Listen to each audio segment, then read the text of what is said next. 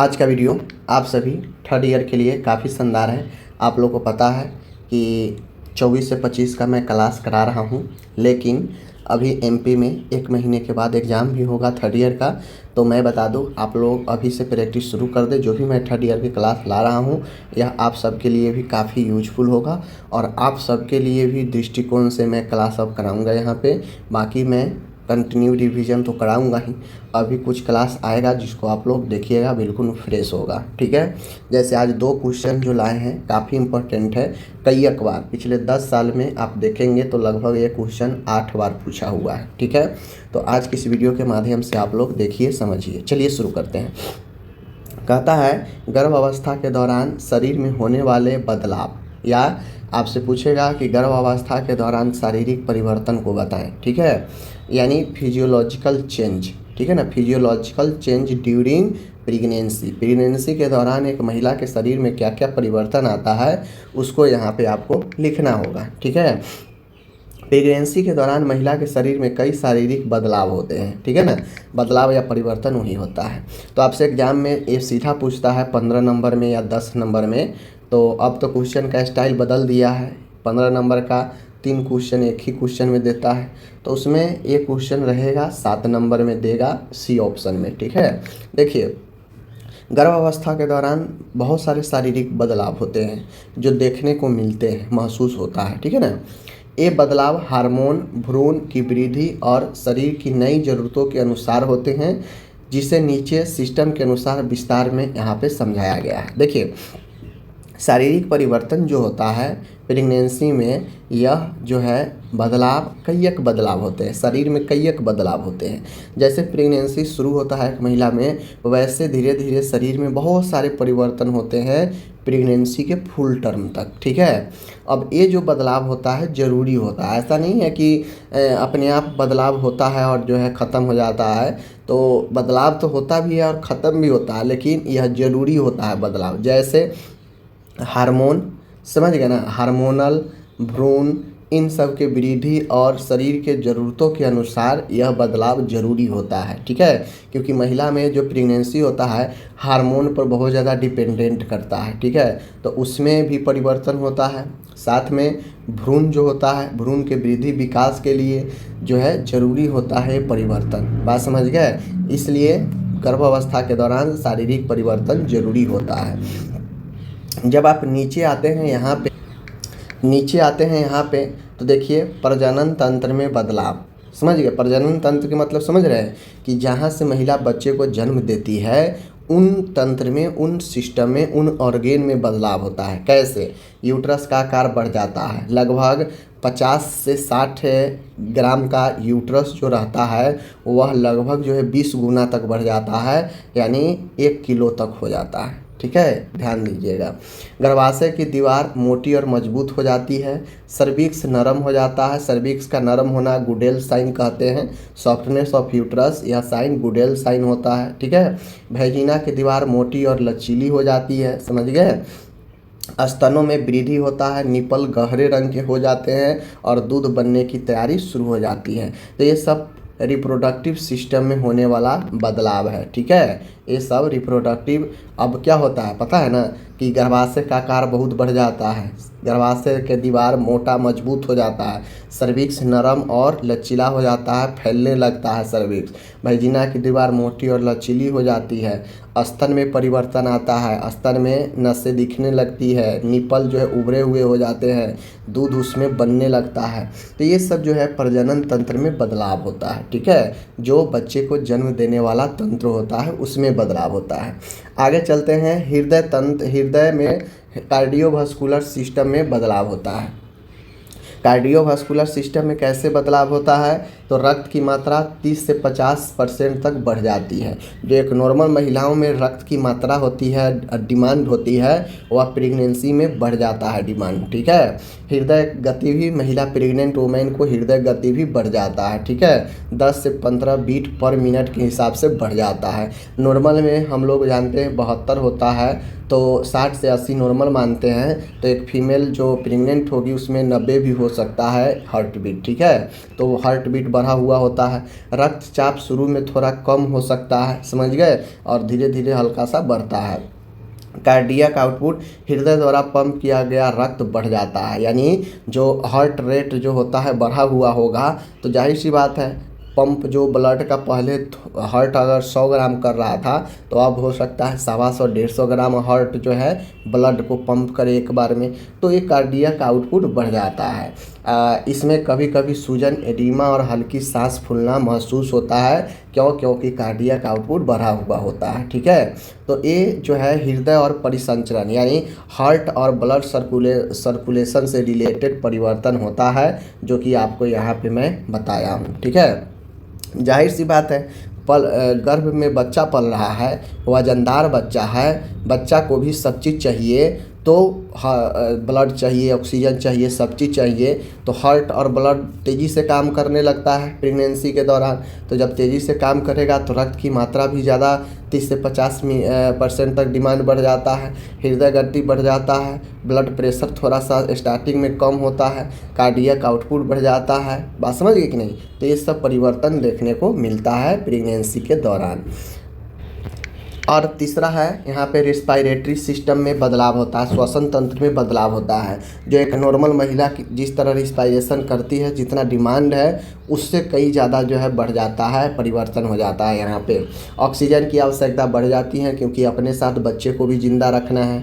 सांस की दर, respiration rate भी थोड़ी बढ़ जाती है। देखिए जितने वाइटल्स ऑर्गेन होता है प्रेगनेंसी के दौरान बढ़ जाता है, चाहे वो पल्स हो, ठीक है, चाहे वो बीपी हो, चाहे वो आपका श्वसन हो, इस सब के सब जो है बढ़ा हुआ आपको प्रेगनेंसी के दौरान मिलेगा।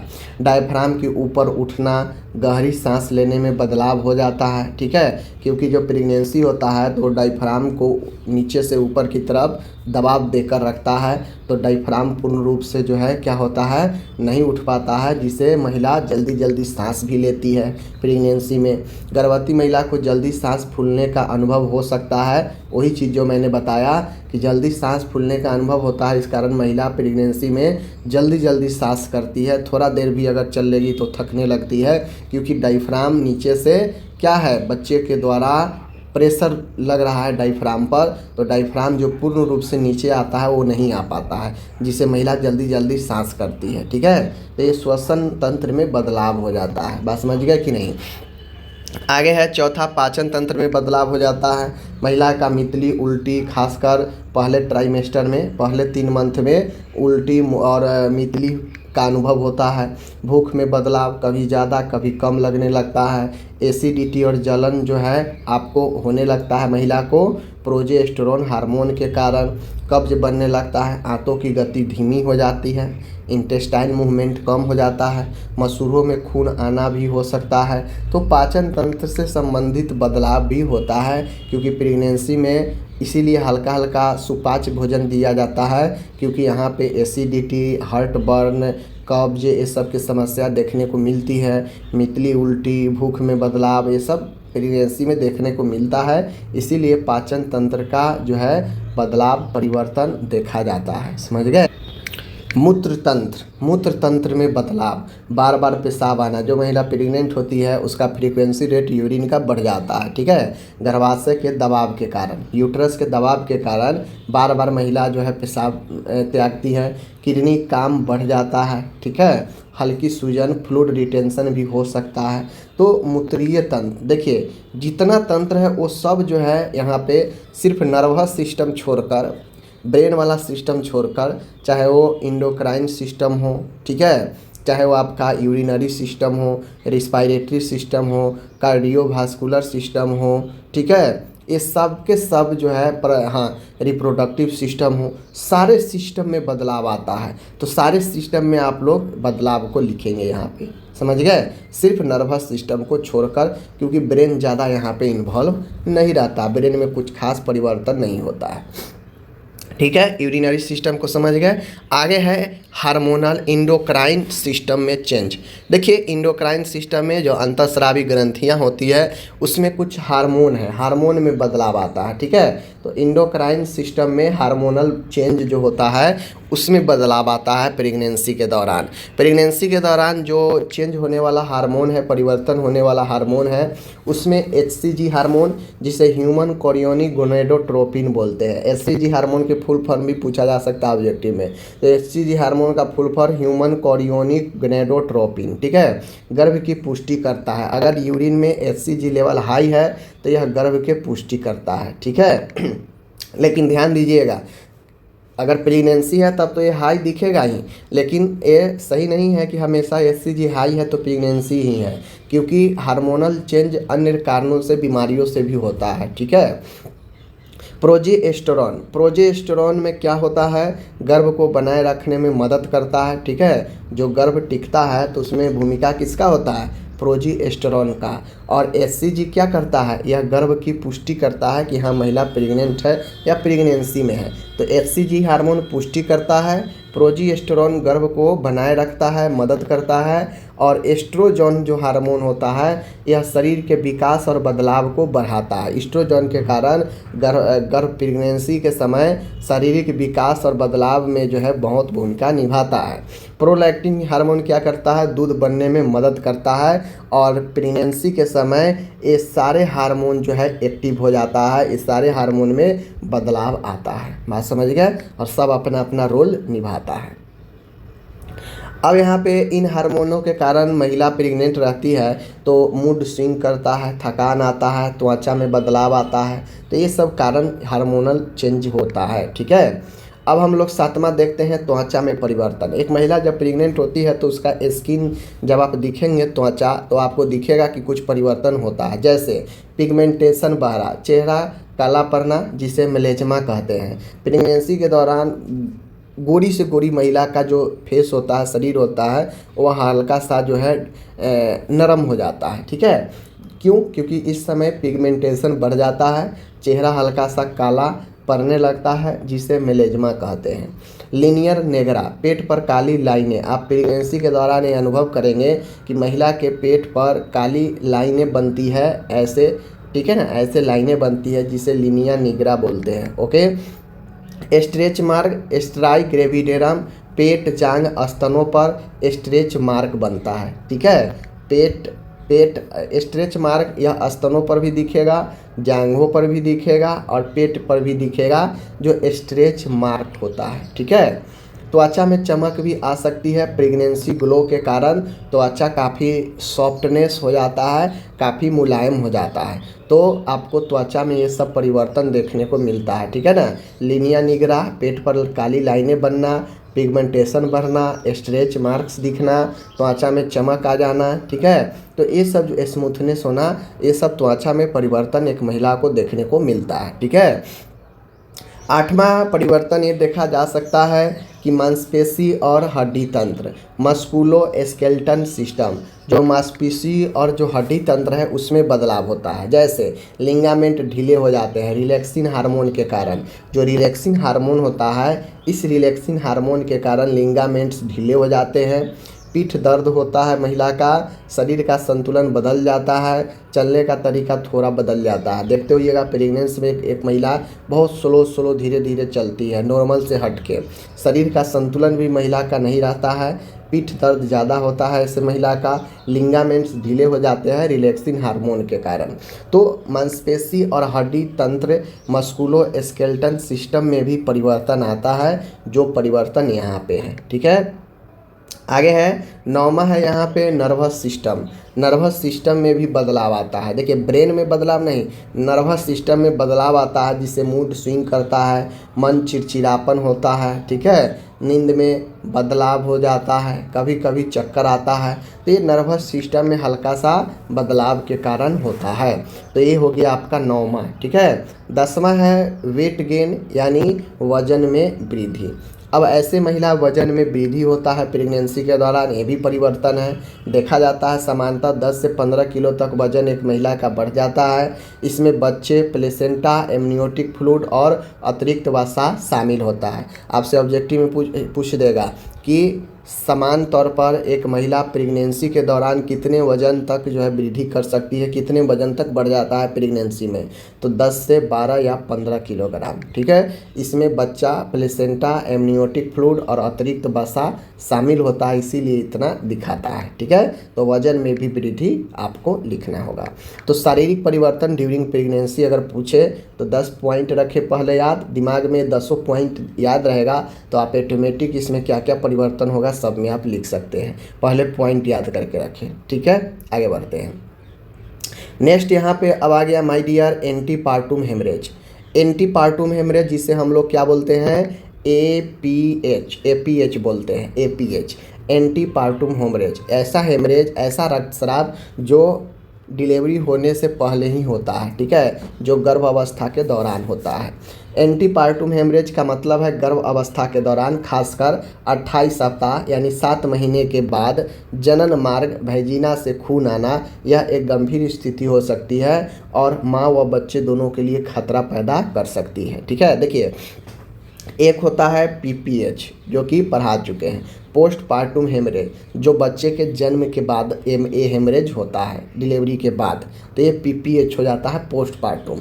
लेकिन एपीएच होता है एंटी पार्टुम। एंटी मतलब पहले, यानी प्रसव से पहले होने वाला रक्तस्राव। तो प्रसव से होने वाला पहले रक्तस्राव जो होता है वह 28 सप्ताह के बाद होता है। नॉर्मल प्रेगनेंसी कितना दिन तक रहता है, 37 से 40। ठीक है, ये हो गया बच्चे के डिलीवरी का समय। इस सप्ताह में बच्चे डिलीवरी होता है, प्रसव होता है। लेकिन 28 सप्ताह से के बाद, 28 सप्ताह के बाद यानी 7 महीने के बाद, 7 महीने के बाद यानी प्रेगनेंसी है, गर्भही अवस्था है उस दौरान, और ये डिलीवरी से पहले होता है। तो 28 सप्ताह के बाद प्रसव से पहले होने वाले रक्तस्राव, ठीक है, जो खासकर जनन मार्ग वैजिना से खून आना, इसी को एंटीपार्टुम हेमरेज बोलते हैं। यह एक गंभीर स्थिति हो सकती है जो माँ व बच्चे दोनों के लिए खतरा पैदा कर सकता है। ठीक है, एपीएच एंटीपार्टुम हेमरेज परिभाषा क्या होता है इसका, अभी बता दिए कि 28 सप्ताह के बाद गर्भ अवस्था में होने वाला योनि से रक्तस्राव को एपीएच कहते हैं। बहुत आसान है। ठीक है, इसका मुख्य कारण क्या होता है, देखिए एपीएच का जो कारण होता है उसमें पहला कारण प्लेसेंटा पेरिविया होता है, जो कि पढ़ा चुके हैं। प्लेसेंटा पेरिविया क्या होता है, प्लेसेंटा यानी जो नाभि नाल है गर्भाशय के निचले हिस्से में लग जाता है। ठीक है, यूट्रस के अपर साइड, ऊपर में प्लेसेंटा लगना चाहिए, तो ऊपर में नहीं लगकर यह नीचे द्वार पर लग जाता है, प्लेसेंटा के द्वार पर, तो इसी को प्लेसेंटा पेरिविया बोलते हैं। ठीक है, नीचे आरोपित होना, इसी को प्लेसेंटा पेरिविया बोलते हैं। ठीक है, जिसमें प्लेसेंटा का गर्भाशय के निचले हिस्से में आरोपित हो जाना होता है। यह गर्भाशय के मुंह सर्विक्स को ढक देता है, या गर्भाशय के मुंह, यूट्रस का मुंह जो सर्विक्स से जुड़ा हुआ है उसको ढक देता है। ठीक है, क्योंकि जैसे ये यूट्रस है, यहाँ पे इसका मुंह है, अब यहाँ पे मान गए प्लेसेंटा को यहाँ या यहाँ ऊपर में आरोपित होना चाहिए, तो यह ऊपर में आरोपित नहीं होकर यह नीचा में यहाँ पे आरोपित होता है। अब यहीं से सर्विक्स लगा है, तो जब यहाँ पे प्लेसेंटा लग जाएगा तो यह इसके दरवाज़ा को ढक ही देगा ना, तो वही बात है। ठीक है, अब हम आपको बता दिए प्लेसेंटा पेरिविया डिटेल्स में पढ़ा दिए हैं, ये सब डिटेल बताने की ज़रूरत नहीं है। प्लेसेंटा एवर्सन, प्लेसेंटा एवर्सन का मतलब होता है प्लेसेंटा समय से पहले गर्भाशय से अलग हो जाना। अब जो प्लेसेंटा यूट्रस के साथ लगा हुआ है यहाँ पे, अब ये होता यह है कि चूँकि हम जानते हैं डिलीवरी हो जाने के बाद जो है सेकेंड स्टेज में बच्चा जन्म लेता है, थर्ड स्टेज में अपरा प्लेसेंटा अलग होता है यूट्रस से। ठीक है ना, तब तक यह यूट्रस को ही पकड़ा रहता है, सेकेंड स्टेज तक बच्चा जन्म ले लेता है, उसके बाद थर्ड स्टेज में अपरा निकलता है, रिमूव होता है। लेकिन होता यह है कि जब महिला प्रेग्नेंट रहती है तो प्रेगनेंसी में ही जो होता यह है कि प्लेसेंटा एब्रप्ट कर जाता है, यह अपने जगह को छोड़ देता है। ठीक है, प्लेसेंटा समय से पहले ही गर्भाशय से अलग हो जाता है। ठीक है ना, अलग हो जाता है किसी भी कारण से, या छोड़ देता है गर्भाशय के दीवार को और अलग हो जाता है प्रेगनेंसी में ही। और ये भी एक ख़तरनाक सिचुएशन होता है, क्योंकि जब ये छोड़ता है तो बहुत सारे ब्लीडिंग होता है, तो फिर दिक्कत होता है प्रेगनेंसी में। ठीक है, तो ये सब बता दिए। अन्य कारण में यूटेराइन रैप्चर, गर्भाशय का फटना, योनि या सर्विक्स में चोट लगना, संक्रमण या ट्यूमर होना। तो एपीएच के 2 कारण पहला बता दिए, प्लेसेंटा प्रेविया, प्लेसेंटा एब्रॉप्शन, यानी प्लेसेंटा पृथक्करण दूसरा का हिंदी होता है। अन्य कारण में गर्भाशय का फटना, योनि या सर्विक्स में चोट लगना, संक्रमण या ट्यूमर, ये सब कारण भी होता है एपीएच का, तो आपको लिखना पड़ेगा। ठीक है, आप इसके अन्य कारण में लिखिए, चाहे इसको पॉइंट में बना के लिख दे, ऊपर 2 है, 3, 4, 5। ओके, चलिए जोखिम कारक में रिस्क फैक्टर मान गए। एपीएच किसको होने का खतरा रहता है, तो पहले भी एपीएच जिसे हुआ है उसे खतरा रहता है। यह हाई ब्लड प्रेशर वाले महिलाओं को खतरा रहता है, ज़्यादा उम्र के महिला और वो प्रेगनेंसी है तो उसको खतरा रहता है। कई बार गर्भधारण मल्टीपैरिटी, कई बार यानी बहुत ज़्यादा बार मल्टीपल गर्भधारण अगर महिला की है तो ये खतरा रहता है। धूम्रपान या नशा करने वाली महिलाओं को, पेट पर चोट लग गया है वैसे महिलाओं को, तो इसीलिए प्रेगनेंसी में लोग कहा जाता है महिला को सुरक्षित रखें, आराम दें, क्योंकि चोट उट से बचाना बहुत ज़रूरी होता है। तो जोखिम कारक उन लोगों के लिए ज़्यादा है जो यहाँ पे लिस्ट आपका दिए गए हैं, क्योंकि एग्जाम में इसका जोखिम कारक रिस्क फैक्टर पूछता है एपीएच का। तो पहले एपीएच हुआ हो उसका रिस्क रहेगा, हाई ब्लड प्रेशर वाली महिलाओं को रिस्क रहता है, ज़्यादा उम्र की महिलाओं को रिस्क रहता है, कई बार गर्भधारण कर चुकी महिलाओं को रिस्क रहता है, धूम्रपान या नशा करने वाली महिलाओं को रिस्क रहता है, पेट पर चोट लगे महिलाओं को रिस्क रहता है। तो ये सब रिस्क फैक्टर है। एपीएच का लक्षण क्या होता है, तो भाई गर्भाशय से गर्भावस्था में ही अगर ब्लीडिंग हो रहा है प्रसव से पहले ही, तो प्रसव से पहले होने वाले रक्तस्राव को एपीएच बोलते हैं। तो इसमें होता यह है कि खून, योनि से खून आना, हल्का या ज़्यादा, गंभीर या हल्का भी हो सकता है ब्लीडिंग। पेट में दर्द, कुछ मामलों में पेट में दर्द भी हो सकता है, कमजोरी और चक्कर आएगा, बच्चे की हलचल कम होगा, क्योंकि ब्लीडिंग यहाँ से हो रहा है तो बच्चे की हलचल कम हो जाता है। ठीक है, महिला काफ़ी थकी थकी सी महसूस होगी, कमजोरी, वीकनेस, ये सब होने लगता है, समझ गए। तो एपीएच का ये ध्यान रखना है कि ब्लडिंग के साथ साथ पेट में दर्द, कमजोरी, चक्कर, बच्चे की हलचल कम होना, ऑक्सीजन कम ना, क्योंकि जब ब्लीडिंग होगा तो ऑक्सीजन का कमी होगा, तो उससे महिला को भी दिक्कत होगा, सांसें फूलेगा।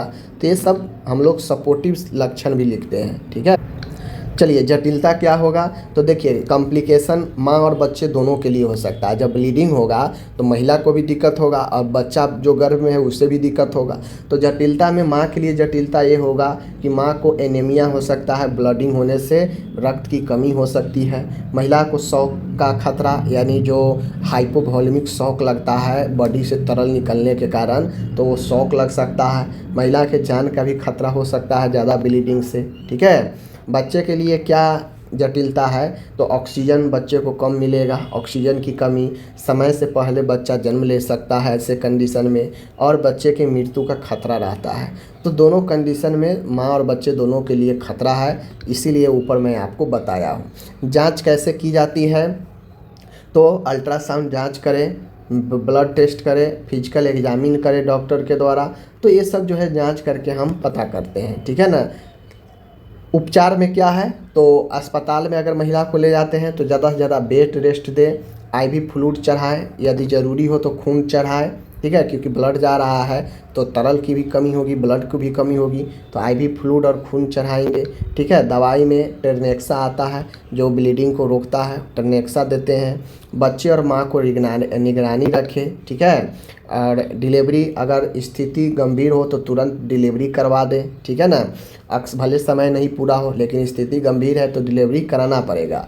अक्सर सिजेरियन सेक्शन किया जाता है, खासकर प्लेसेंटा प्रेविया में। अगर प्लेसेंटा प्रेविया के कारण एपीएच ब्लीडिंग आ रहा है तो हम सिजेरियन सेक्शन करके, चूँकि बच्चा का समय पूरा नहीं है तो आएगा नहीं, तो सिजेरियन सेक्शन करके बच्चे को डिलीवरी करवा दिया जाता है। ठीक है, बाकी नर्सिंग मैनेजमेंट में हम लोग नर्सिंग केयर लिखते हैं, पूरे वाइटल्स, नर्सिंग केयर में वाइटल साइन पूरा चेक करते हैं, नोट करते हैं, ब्लीडिंग पर नज़र रखते हैं, फीटर हार्ट रेट मॉनिटर करते रहते हैं, पेशेंट को आराम और भावनात्मक सपोर्ट देते हैं, ठीक है, मेडिकेशन देते हैं। समझ गए ना। तो जो भी नर्सिंग मैनेजमेंट में हो आप खुद से लिखें। नर्सिंग मैनेजमेंट आप 3rd ईयर में आ गए हैं, ये अब आपके स्किल के ऊपर है कि किस कंडीशन के अनुसार कैसे हम नर्सिंग मैनेजमेंट अच्छे से लिखें, ठीक है। रोकथाम, तो रोकथाम करने के लिए नियमित ANC चेकअप कराना चाहिए, हाई ब्लड प्रेशर को कंट्रोल करना चाहिए, भारी काम और चोट से बचना चाहिए, धूम्रपान और नशा से दूर दूर रहना चाहिए, ज़्यादा से ज़्यादा महिला को बेड रेस्ट कराना चाहिए, ठीक है, और आयरन फॉलिक एसिड की गोलियां देनी चाहिए जिससे ब्लड बनता रहे। तो ये सब रोकथाम होता है। बात समझ गए। तो इस प्रकार से मैं आपको आज 2 क्वेश्चन करा दिया और हम लोग मिलते हैं नेक्स्ट वीडियो के साथ।